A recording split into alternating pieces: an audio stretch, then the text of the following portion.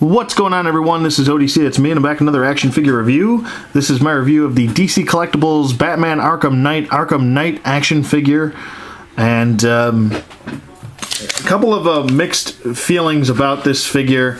This figure has got some issues. This figure is kind of almost a throwback to the old style DC Collectibles with limited range of motion and odd articulation, to be honest with you. The points of articulation are very strange compared to some of the other figures that have been released in this line. And this was supposed to be released with the in Wave 1, and it was set back due to spoilers, and we'll get to that in a minute. So if you have not played the game, there are spoilers in this review. So if you don't want to know it, don't watch this review. But as far as speaking about this figure, I have to say that the bright points of this figure itself is the sculpt and the paint applications. I would say the sculpt and the paint applications are top notch. They look great. Okay, the lines look crisp. You know, there's not a lot of paint slop or anything like that. No running or any. I don't have any problems with that. My issue is with the articulation and the range of motion. If you're DC Collectibles and you're trying to give us better articulation and better range of motion and stuff like that, and maybe this doesn't bother you, so this doesn't apply to you, but for me, if that's the way you're trying to go, and that's the way you've been going for the last couple years, trying to give us better posability and not just statuesque figures, then this is pretty much a failure. I mean, he does stand on his own two legs, which is good. I mean, thank God the figure can stand, and that's not the issue. The issue is that the range of motion is just really bad on this figure. So if you're thinking that he's going to be superposable, then you are sorely mistaken. Okay, sorry about that. I had to pause. My dog was like flipping out. But he does come with one accessory, and that is his rifle right here, which is actually two pistols that turn into a rifle. Which is, I don't know how in the world that works, but it does. It looks pretty cool. The big spoiler is this right here. The robin symbol, or the bird symbol, on that, which is on the Red Hood's chest. So if you don't know by now, spoiler alert. I've already told you about the spoiler alert in the beginning of the video. Jason Todd is the Arkham Knight, and he does turn into Red Hood later on in the game. So I would say for the most part, the paint apps look really good on this gun. It's not the paint, it's not the sculpt. What I think I have a problem with just this is that it feels a little cheap. It doesn't feel like a solid plastic. It feels like a hollowed out piece that's kind of, if you see, the seam lines are right here on the, blurry right now. Come on, focus. You can see the seam line right there. It looks like they took two pieces of plastic and kind of glued them together, but it's like a hollow plastic. And if you know what I'm talking about, then you know I'm talking about the McFarlane figures. Those type of plastic, that chintzy, hollowed out plastic. I don't know. I just feel like it could snap right off, as opposed to, you know, a thicker material that they could have used. So that's just my one gripe with the rifle. Now, speaking about the figure, let me just go through articulation first, because that's the part that bothers me, and then I'll talk about the good points. The head does swivel, full 360 rotation.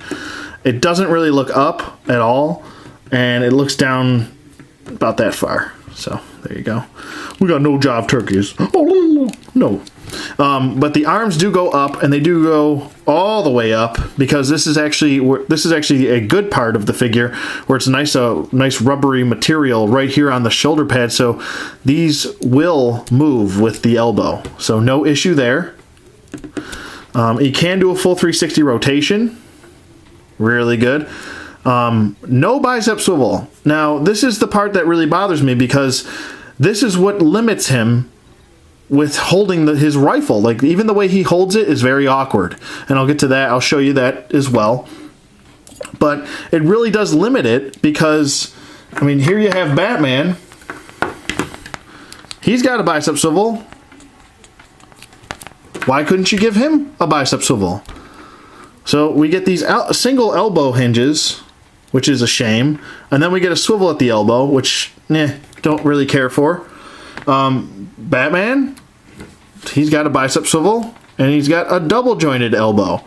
So why couldn't you give him a bicep swivel and a double jointed elbow? It really limits his articulation and range of motion. It's really just bothersome for me. It's really a setback for the figure, and especially when you're trying to get him to hold his rifle. He doesn't hold it naturally. He holds it very awkwardly, like this. Who the hell holds a rifle like this? And you can't really get him into any sniping poses because this is pretty much the best you can get.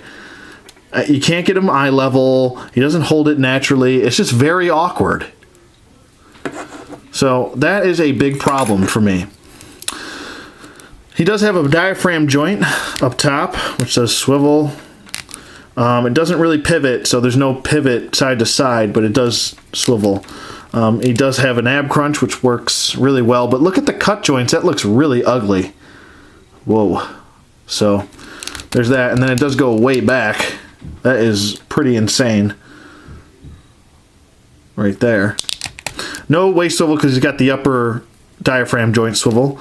Now here is where it gets really bad, is the legs. The legs are probably just as bad as the arms, if not worse.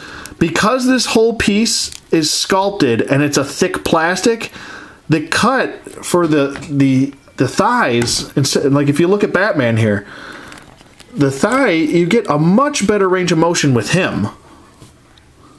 Okay, that's like your normal. This is where a figure should be, okay, at least. This guy, look at this. Holy Toledo. That's horrible.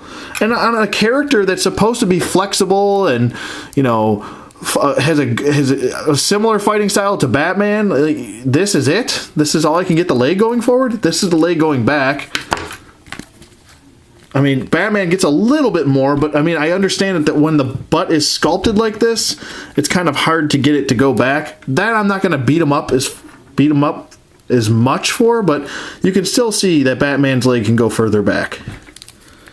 Okay?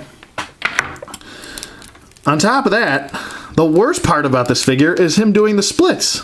That's it. That's it. Now let's look at Batman. Okay? Look at the difference here. This is him maxed out at a split. I know I normally don't, and I know there's going to be people in here that are like, oh, I don't care about articulation. It just looks great. That's fine. But for me, this is stuff that needs to be pointed out because he is supposed to have the same fighting style as Batman. And if you're going to have the same fighting style, you need to be just as flexible, just as good as range of motion as the Batman figure.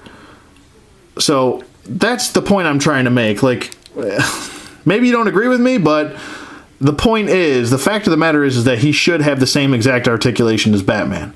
He should. There's no reason for this. His upper thigh swivel is right here. He does have double jointed knees, but you can't really get the usage of the double jointed knee without the hip movement. There's like no hip movement. And then he does have the ankle hinge down here, which goes forward and back. And he does have the ankle pivot. And my legs, for some reason, I don't know why, but my legs are, this one's like kicking out to the outside for some reason, and then this one's kind of straight, but on an angle. So I really have to like pose my guy with, and he just looks awkward standing there. If you can see what I'm talking about, it almost looks like this leg is kind of kicking out. It just looks really bad. And maybe it's just mine, but I have to point this stuff out because I don't know. And it's frustrating, this figure, because I really love it for the sculpt. The sculpt, I think, is beautiful on it. The paint apps are great, but blah. blah if you try to pose him at all. Blah. Blah, blah. No. Don't like it. So, like I said, all of this stuff is sculpted. His belts are sculpted. His chest piece is sculpted. This is actually a hard plastic. And then on the shoulder pads, they made it like a rubbery material so you can get your full range of motion in the arm. So that, I applaud. But, good lord, the articulation on this guy is atrocious. So, if that's what you were hoping for, good articulation with this figure and good range of motion, well, you're going to be let down. So, the other thing is that I would have liked some eye slits right here. And I understand that, you know, this is a computerized helmet. When it's working, then it's illuminated blue, or it is blue, and then he's got the white eyes. But, I mean, come on. You couldn't have painted this blue. You couldn't have given us at least a white eye slits. Nothing. It's just black. It's just a black plastic with a little bit of gray painting on the sides for the ears. That's it. Like a gunmetal gray.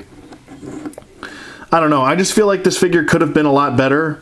And the fact that we waited an extra 2 months for it really just kind of annoys me, that we had to wait just for a spoiler and not for an actual really good solid figure overall. Would I recommend this figure? No, I wouldn't, because I feel like there's better versions of this figure out there and you could probably pick them up. I would say get the Play Arts Kai figure instead of this. If you're looking for a 6-inch form of this guy, I don't know, wait, maybe we'll get one in another line.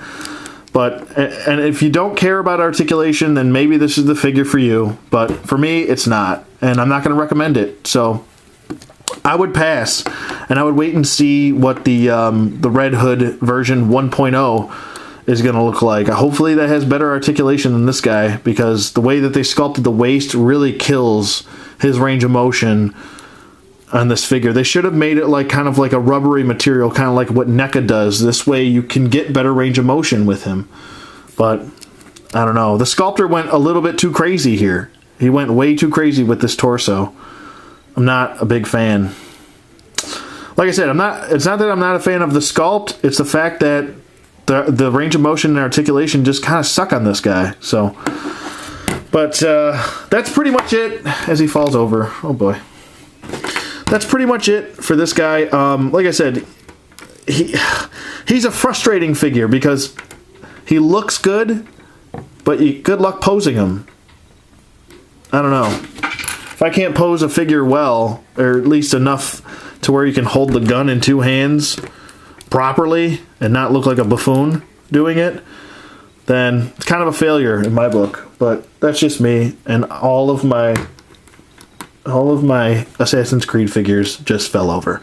I have to go pick them up. So, I hope you guys enjoyed this review. Let me know what you guys think in the comments below. Thanks for watching as always, and I'll see you guys on the flip side.